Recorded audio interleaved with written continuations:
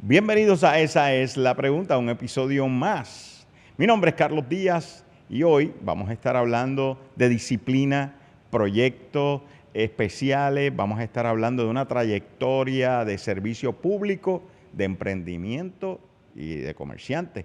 Toda esa es la historia del general, amigo y buen servidor público, José Juan Reyes. Regresamos en breve.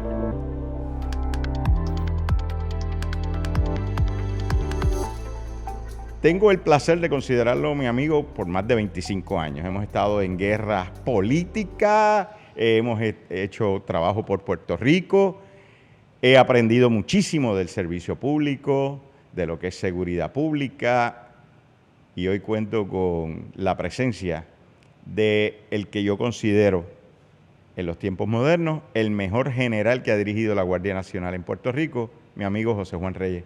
General. Gracias, Carlos, por la invitación.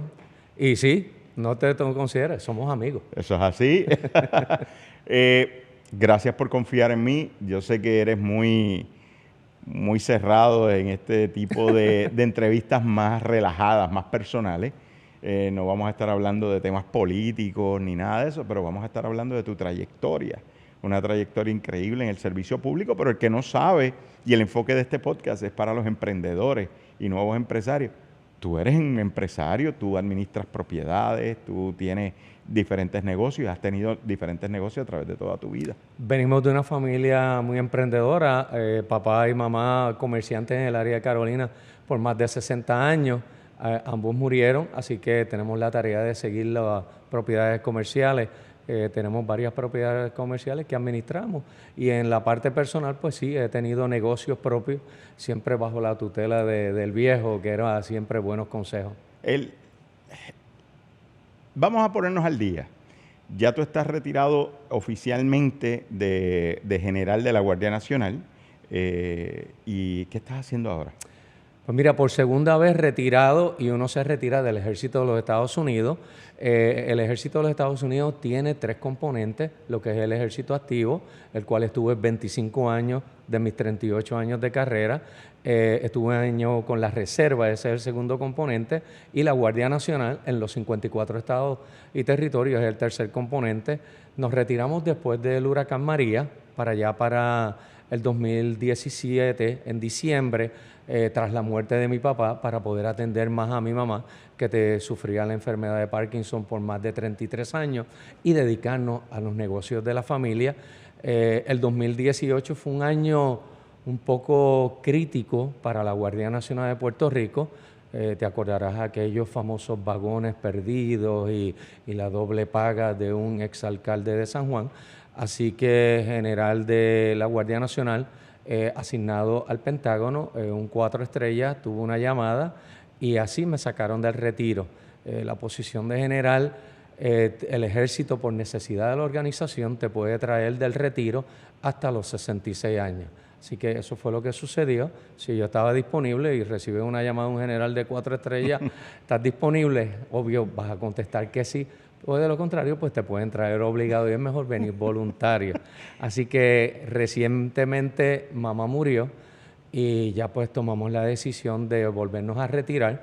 Sometimos los papeles y estamos totalmente retirados a partir de este pasado enero de este año 2023. Y estamos dedicados a nuestra familia. Tenemos 2 nietas, una de 6 meses, 7 meses. Acabo de regresar de Estados Unidos, estuvimos ayudando a ambas parejas, a ambos hijos, a mudarse.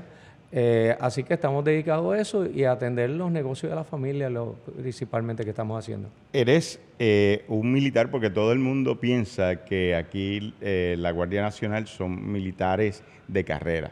Tú fuiste un militar de carrera sirviendo al Pentágono. En proyectos estuviste envuelto con otro buen amigo, Epi Jiménez Jr., cuando tratamos de traer el Comando Sur a Puerto Rico.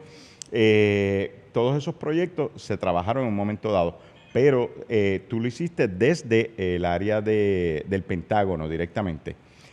Y yo quiero señalar algo, porque yo no sabía esto hasta hace un tiempo atrás. La primera estrella te la da el ejército. Tú eres un general de 2 estrellas. Correcto, el sistema de promoción del ejército y a veces en Puerto Rico o en los estados se confunde un poco. Es una nominación del presidente de los Estados Unidos. Correcto. La primera, la segunda, la tercera y la cuarta. Pero la segunda en adelante, corrígeme, las otorga el Congreso de los Estados Unidos. Todas tienen que ser nominadas por el presidente, desde 1 hasta 4, y todas van a un proceso de confirmación en el Senado de los Estados Unidos. Wow. O sea, van a un proceso de confirmación. Como los jefes de agencia en Puerto Rico los nomina el gobernador y va a confirmación en el Senado, similar son las posiciones de generales. En este caso, tú has estado 2 veces ante la nominación en el Senado de los Estados Unidos. Correcto. La primera me nominó el presidente Obama y fui a confirmación en el 2017, en el 2016, perdón. Y la segunda me nominó el presidente Trump y fui a confirmación en el 2021. 2021, correcto. Eso te da un standing increíble. Yo recuerdo cuando íbamos en otras lides a visitar el Congreso de los Estados Unidos, no era general en aquel momento, pero te abrían las puertas. Era coronel, las puertas se abren. Se abren. Y ahora con general de 2 estrellas se abren más. Hay muchos congresistas y senadores en Washington, D.C. que tienen background militar. Actualmente hay cerca de 92 entre los 400 congresistas y los 100 senadores, cerca de una sexta parte son de militares. De carrera. De carrera. Que muchos de ellos o están en la reserva o en guardias nacionales de sus respectivos estados o que estuvieron en las Fuerzas Armadas activas y se retiraron y entonces optaron por una carrera política. Tu trayectoria incluye parte política, tanto en Puerto Rico como federal. En el 2000 tuvimos el privilegio de compartir, ser codirectores de la campaña de un candidato a la presidencia de los Estados Unidos. Sigues activo, no como política activa, pero sigues con los contactos congresionales. Tengo mi afiliación con el Partido Nacional Republicano y sí me mantengo activo en cuanto a las comunicaciones con las relaciones. Tenía muy buena relación con varios senadores actualmente y mantenemos comunicación a través de correo electrónico. Tú regresas de tu retiro luego de, como mencionaste, aquel fatídico cuestionamiento de cómo se manejó los vagones y todo ese tipo de cosas. A ti te traen, aunque tú estabas apoyando, yo recuerdo que yo te llamé en varias ocasiones y me decías, Carlos, yo no estoy trabajando directamente, pero lo que pueda hacer, te voy a ayudar. Apoyamos, claro. Apoyamos. Pero te sacan de meramente un apoyo y te dan la responsabilidad directa de correr la Guardia Nacional también en Puerto Rico. Eso es un proceso. Tenías 2 sombreros. Eso es un proceso, sí, básicamente. Es un proceso que hace las Fuerzas Armadas norteamericanas, que en términos en inglés se llama retard and recall. They recall back you into the system. Toma un proceso porque tiene que volver al secretario, como yo soy Army, tiene que ir al secretario del Army y tiene que volver al Senado de los Estados Unidos por necesidad de la institución. Así que regresamos en febrero del 2019. De todas las veces que te has salido y has entrado en las estrellas, en las nominaciones, ¿ya tú eres un común en el Senado de los Estados Unidos? Pues mira, en la Guardia Nacional de Puerto Rico ya tiene más de 100 años. Soy el 4º general federalizado de 2 estrellas. O sea, sobre 100 años de la Guardia Nacional, solamente hemos 4 federalizados. Han habido ayudantes generales que no son federalizados, que han sido por el nombramiento del gobernador, pero no que pasaron por el proceso de nominación del presidente ni confirmación del Senado. Anteriormente a mí estuvo el general Vicens, Antonio Vicens. En los años 90 estuvo el general Emilio Díaz Colón. Todos los 3 hemos sido 2 estrellas federalizados y antes estuvo el general González Vale. Ok. Carlos Chardón, el general Chardón no fue federalizado. La segunda no. Ok. Ok. Entonces, regresas a Puerto Rico con una crisis, ¿verdad? de atmosférica, que es el huracán María, pero también una crisis de administración de todos los suministros más importantes. Te tocó la situación del almacén de Ponce, todo este tipo de cosas. ¿cuál fue tu experiencia y qué aprendiste y qué recomiendas que tenemos que hacer para mejorar?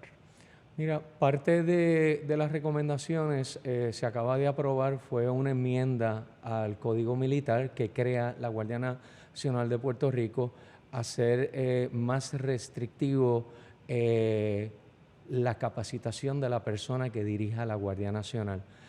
Porque los requisitos que habían anteriormente, en mi opinión, eran mínimos y no creaba una experiencia y una madurez profesional en la persona que dirigiera la Guardia Nacional de Puerto Rico, y posiblemente por eso es que en algunos momentos dados de la historia de la Guardia Nacional de Puerto Rico ha habido problemas y dificultades.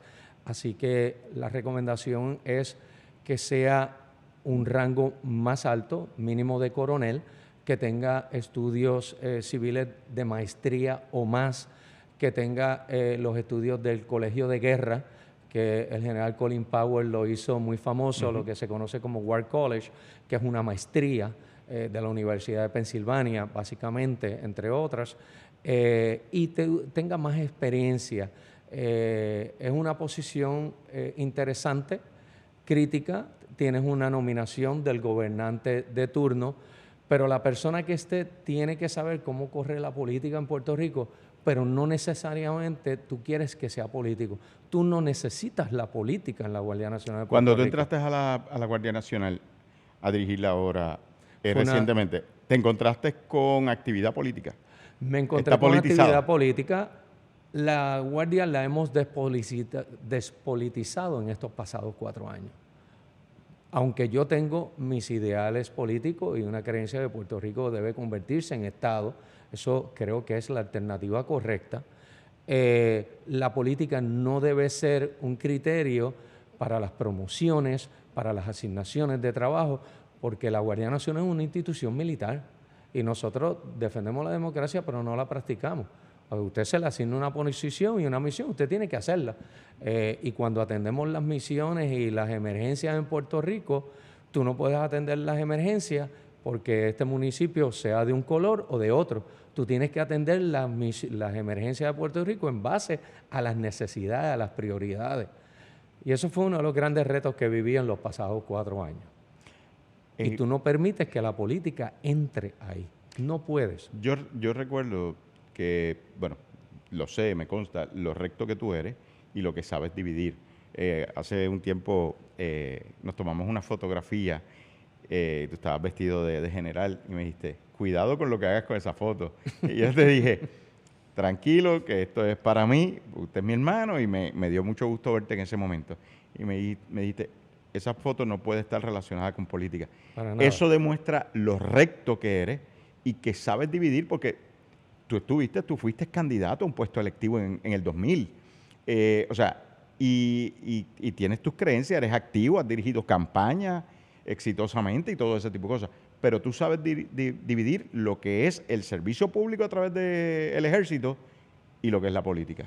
Y pienso que el actual y los pasados 2 gobernantes te pueden dar fe de eso. De todas las reuniones de trabajo, siempre pues hay dinámica. ¿Qué puede hacer la Guardia Nacional que no? Mira, se puede hacer todo dentro y el marco de la regulación y los procesos. Tú no puedes violentar eso para virar un poco la vara hacia la política porque es incorrecto y no es beneficioso ni para la institución ni para el gobernante. Pues estás violando los reglamentos. Y yo tengo una tranquilidad con mi almohada y con Dios cada noche de hacer el bien sin mirar a quién y hacer lo correcto. Has sido empresario. Tienes tus negocios heredados, ¿verdad? Administras los negocios de tus padres y la familia. Tienes una carrera en el servicio público. Corriste en el 2000. Puerto Rico puede esperar que José Juan Reyes aspire a un puesto electivo y servirle desde un puesto electivo como le sirvió desde la Guardia Nacional y el Ejército de los Estados Unidos. Que, by the way, todo el mundo te da A+ con haber administrado lo del COVID. En el COVID te graduaste. Y posiblemente, Carlos, en 38 años de servicio, fue la misión más importante de mi carrera militar. No mucha gente sabe que yo fui llamado al Pentágono después del 9/11, y después del 9/11 estuve trabajando 11 años en el Pentágono en lo que se conoce como el Crisis Action Team. Mi especialidad ha sido en manejo de crisis y de emergencia. Y después y en ese momento yo pensaba que era mi misión más importante de mi carrera, pues le daba presentaciones directamente, tuve la oportunidad de darle presentaciones directamente al presidente Bush, después al presidente Obama, he dado presentaciones personales al presidente Trump y pensé que era mi misión. Estuve el 2010-2011 en Irak, un mandato del Pentágono, y formé parte del equipo de trabajo en Irak, en Bagdad, para la retirada de las tropas en diciembre 31 del 2011. Así que estuve el 2010-2011 haciendo esos trabajos, regreso a Puerto Rico, viene el huracán María, un desastre total de todo. El sistema de manejo de emergencia de Estados Unidos se conoce como el National Response Framework, a partir del huracán Katrina. Y eso lo que establece es que cuando entra el apoyo militar, se nombra un general para estar a cargo. El general que estuvo a cargo de la emergencia en Puerto Rico fui yo, por nominación en ese momento del presidente Trump, que era el presidente de turno. Así que mi responsabilidad directamente era responderle al Pentágono y al presidente por las acciones militares, y tuve sobre 16.500 efectivos en Puerto Rico de cerca de 34 estados, vinieron tropas, ejército activo y otras. No pasa eso, vienen los terremotos, tuvimos a cargo de esa recuperación, sobre 10.000 personas perdieron parcial o totalmente sus hogares, y la misión que me dio la gobernadora Wanda Vázquez era la relocalización de ellos en 60 días o menos. Lo logramos en 59, así que dirigí los esfuerzos, tanto federales y estatales, para relocalizar la familia. Y viene COVID, un enemigo que no era visible, y cómo atender, cómo poder evitar que gente muriera cada día. Y ciertamente se convirtió en la misión de mi vida, porque estaban muriendo puertorriqueños cada día, puertorriqueños y puertorriqueñas. Así que trabajamos con todo el liderato del gobierno de Puerto Rico y las agencias federales en la prevención y prepararnos. Me acuerdo que había reporteras que me preguntaban cuándo empieza la vacunación. Yo le digo, la vacunación empieza en diciembre.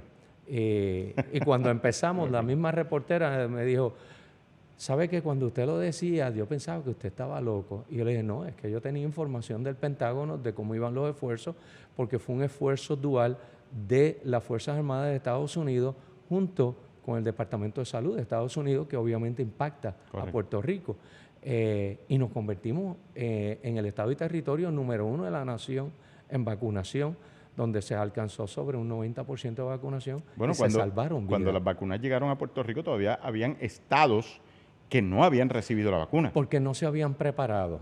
El proceso de adquisición de las máquinas de los congeladores ultra fríos fue una dinámica que perdimos varias noches. Yo soy de los que me quedo por la noche pensando qué tengo que hacer, y me levanto a las 2, las 3 de la mañana a seguir.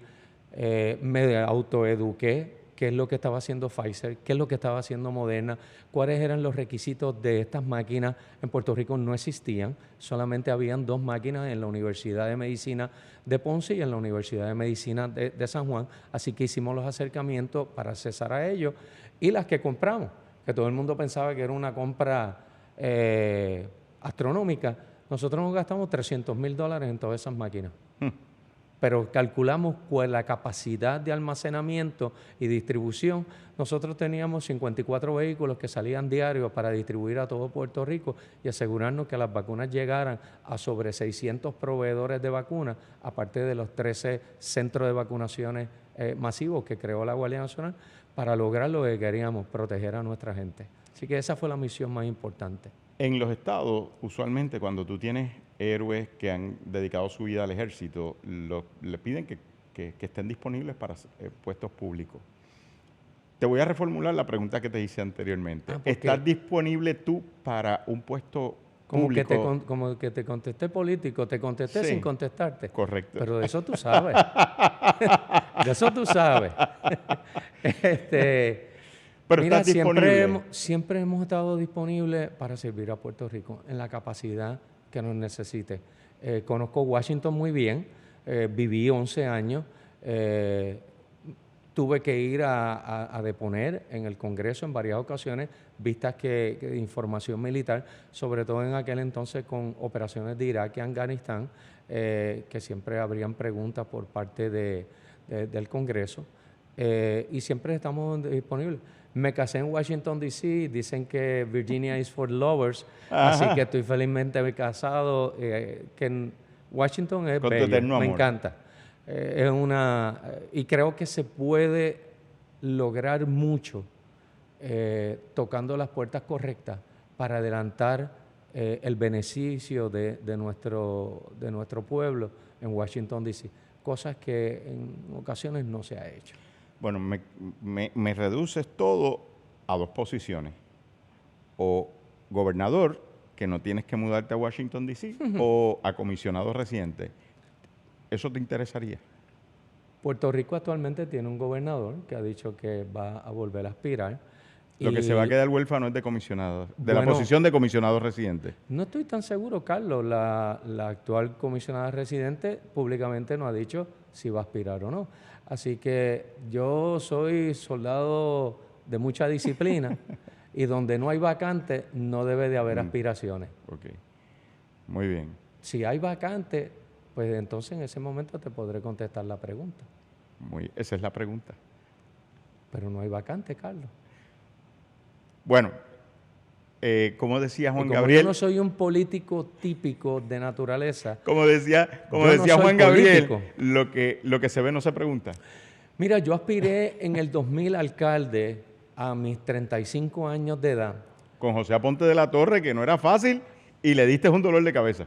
porque yo entendí que el alcalde había llegado a un punto en su gobernanza como alcalde, que empezó en 1984, ya llevaba 16 años, que se había separado el pueblo. Y Carolina lo caminé cerca de 3 veces.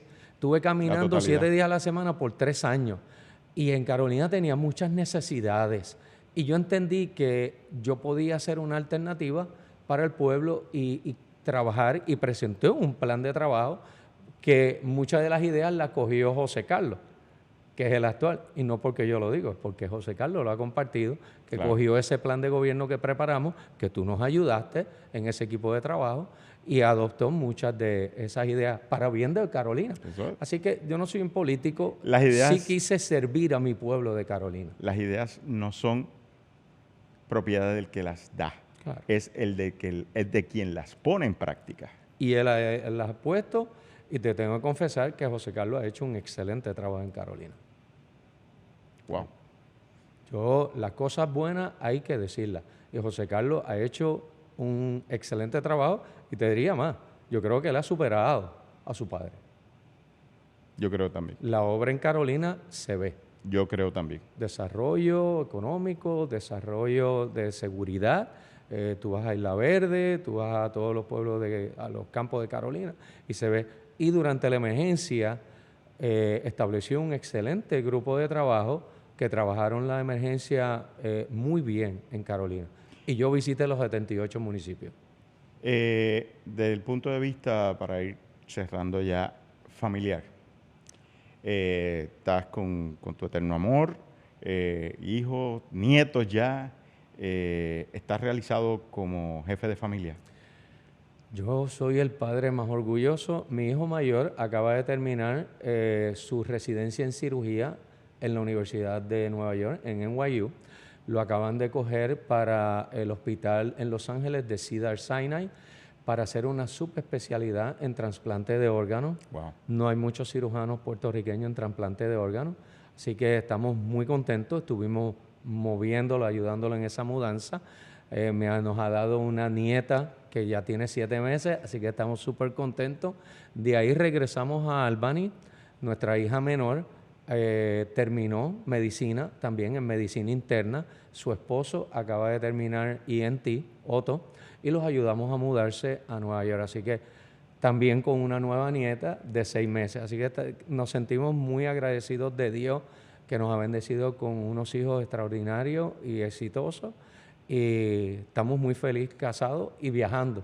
Tenemos un bucket list de todo lo que estamos viajando y créeme, en ese viaje de llevarlo a Los Ángeles y regresar, tuvimos 2 meses viajando por Estados Unidos, de este a oeste y de oeste a este, y a veces le restamos a Estados Unidos lo bello que es para uno poder hacer turismo. Pensamos que el turismo lo hacemos todo el tiempo en Europa o en el Caribe, y los parques nacionales espectaculares en Estados Unidos, lo que es Yellowstone, y otros parques espectaculares. Así que nos estamos disfrutando de esa etapa de nuestra vida. José Juan, gracias por esta oportunidad de compartir en este podcast tu vida, tu trayectoria como emprendedor, empresario, que tienes éxito, tu servicio público, militar con éxito, el familiar con éxito, y de surgir una vacante, pues me imagino que con éxito... Nos sentamos y nos entrevistas nuevamente. Así va a ser, así va a ser. Pero los militares nosotros no tiramos cáscara de guineo para que se resbalen. Esperamos a nuestro Eres tiempo. más militar que político, eso es bueno. Eso es lo que necesita Puerto Rico. Yo soy militar 100%. Muy bien. Creo en un ideal, la estadidad para Puerto Rico. Por 1000 razones nos quedaríamos aquí. Así que si el llamado es a servir a Puerto Rico para un mejor Puerto Rico, siempre estaremos dispuestos. Déjame hacer una pregunta que me surge, y es, ya que hablaste de la estadidad para Puerto Rico, hay quienes dicen que el partido ha alejado un poco el esfuerzo para lograr la estadidad. 55 años lleva el Partido Nuevo Progresista buscando la estadidad, y las estrategias que se han establecido pues no han tenido resultados. Te voy a pedir 2 preguntas rápido. Se traen a los delegados congresionales. La primera pregunta, ¿fue efectivo? ¿Hay que seguir con esa estrategia o eliminamos? Y segundo, ¿sería el status quo con voto presidencial algo que nos acercaría a la unión permanente? Esa es la pregunta. Te voy a contestar con una pregunta y una contestación. Pues tú fuiste senador por el distrito de San Juan, muy exitoso. La pregunta es, ¿cuántos políticos de Puerto Rico actuales hablan inglés y son fluidos y pueden mantener una conversación productiva con legisladores en el Senado de Estados Unidos y en el Congreso? Esa es la primera pregunta. Few of them. Few of them. Por lo tanto, ¿cómo tú puedes negociar, cómo tú puedes cabildear, cómo tú puedes trabajar mayores beneficios en Estados Unidos a través de proyectos legislativos o directamente con los secretarios de miembros del gabinete del gobierno de los Estados Unidos, si tú no puedes conversar con ellos, si tú no tienes esa viabilidad del idioma, es muy difícil adelantarlo. Así que se establecen estos delegados, pero ninguno de esos delegados tiene un peso político, porque no son posiciones que tienen un proceso de negociación. Mientras Puerto Rico no tenga 2 senadores y 5 o 6 congresistas, que si lo hubiésemos hecho cuando teníamos 4.2 millones de habitantes, eran 7 congresistas, y tú los unes a la minoría negra del Congreso y a la hispana, y te conviertes en un voto de negociación. La posición de comisionado residente de estos delegados no tiene un proceso de negociación, porque el comisionado residente no tiene voz y voto en el pleno del Congreso. Puede participar y ser miembro de subcomisiones, ni tan siquiera de las comisiones, y nunca tiene voto, o sea que no hay un proceso de negociación. Y la realidad que en Washington, D.C. tú tienes que saber negociar, tienes que saber cabildear y negociar para buscar mayores beneficios para tu estado y territorio. Mi historia de visitas en el Congreso de los Estados Unidos, Cámara y Senado, es que tienes que abrir las puertas. Tienes que abrir las puertas y tú tienes que tener un poder de negociación. Mientras tú no tengas un poder de negociación, y la negociación tú la consigues a través de la posición. Así que mientras no tengamos eso, el poder de negociación es difícil, Por lo tanto, para tú poder negociar, pues tienes que saber inglés para poder ir sentarte y explicarle la situación de Puerto Rico. Segunda pregunta era, voto presidencial a pesar del status quo. Eso fue algo que defendió don Luis Ferré. Totalmente. Y Córdoba Díaz, que fue nuestro primer comisionado residente bajo el Partido Nuevo Progresista, defendieron el voto presidencial. Don Luis me dijo a mí en Prafa en 1997, que yo le toqué el tema de voto presidencial, y me dijo, para adelantar la unión permanente, yo creo en eso, Carlos. Claro. Carlito, me dijo, lo único que no podemos caer es en un territorio incorporado. ¿Sería el status quo o el Estado Libre Asociado que tenemos hoy con voto presidencial una alternativa para unir, para adelantar la estadidad? No creo, Carlos, porque yo no creo en relaciones a medias. O tú estás o no estás. Cuando tuvimos el ataque del 9/11, el presidente Bush lo dijo bien claro. You are either with us or you are against us. Yo no creo en cosas a medias. Y en Puerto Rico hemos quedado, quitándonos el sombrero de militar y poniéndonos de político, nos hemos quedado en tratar de mantener lo mejor de dos mundos. No existe eso. O tú estás o no estás. Y si tú estás, pues te da la oportunidad de poder negociar con cualquiera de los otros 50 estados. Y tú negocias proyectos, porque entonces ellos necesitan tu voto en ese proceso legislativo de votación. Mientras nosotros no tengamos eso, estamos en una posición desventajosa. Sí necesitamos el voto presidencial porque es una manera de hacer algún tipo de presión a los candidatos presidenciales de lograr mayores beneficios hacia Puerto Rico. Y si tú coges los 50 estados o los 54 estados y territorios, coges los 50 estados y le añades Puerto Rico siendo 51, y tú pones en cuanto a población 3.2, nos posiciona a Puerto Rico entre un grado 23 a un 26 poblacional. Quiere decir que esos candidatos van a tener que venir aquí a hacer campaña y tienen que hacer un compromiso con el pueblo de Puerto Rico. Bueno, lo hemos visto en las primarias. ¿no? Sí, pero la primaria... Por eso, es en primaria viene a comerse, imagínate. Hay primarias que ni vienen. Claro. Porque no les interesa, sabe que no podamos. Correcto. O sea, porque no necesitan los delegados presidenciales cuando vayan a la convención de su partido. Claro. No lo necesitan, pues ya ellos saben que van a ganar, porque ya ellos han tocado estados poderosos como California, Texas, Florida, Pensilvania, Nueva York. Esos son los estados donde se condensa las visitas de los candidatos presidenciales.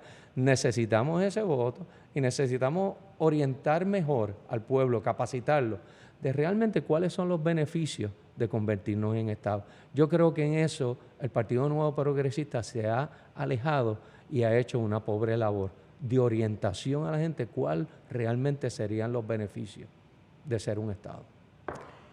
José Juan Reyes, general, siempre he querido hacer esto, no he tenido la oportunidad, pero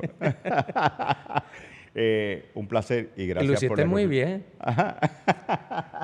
¿Sabes que la primera vez que se montó el presidente Obama en el helicóptero, el presidente, él es el commander in chief y tú tienes que saludarlo? Correcto. El Marine que estaba allí estaba saludando, el presidente no saludó y el chief of staff en el helicóptero le dijo, presidente, tiene que salir a saludar. Él salió y saludó. Todo el tiempo se quedó así hasta que el presidente lo saludara. Eso es correcto. Tú te tienes que quedar así. En las regulaciones tú no bajas el saludo hasta que te saludan. ¡Wow! Y uno saluda al de mayor rango. Siempre. Sí. Lo más lejos que yo estuve... Por eso le he enseñado a los 3 gobernadores que trabajé cómo se saludaba, porque yo los saludaba. Tanto a Ricardo Rosselló, Wanda Vázquez y a Pedro Pierluisi. Yo lo más cercano que estuve fue que estudié en la Antilles Military Academy. Y fíjate, la gobernadora siempre me decía, lo estoy haciendo bien. Claro que sí, man. Todo lo que usted haga, you are the commander in chief, you are always right. That's right. Bueno, gracias nuevamente. Gracias a ti. Una trayectoria que se queda corta. Preguntas que quedaron en el tintero, pero con el compromiso de si hay algún cambio, vamos a volver a tenerlo aquí. Es mi amigo, es mi hermano, y lo vamos a tener aquí cuantas veces él necesite. Mi nombre es Carlos Díaz, este es el podcast de Esa es la Pregunta. Nos pueden seguir a través de las redes sociales, Carlos Díaz PR en todas las plataformas, y en YouTube, pues, como Carlos Díaz PR o Esa es la Pregunta. Será hasta la próxima.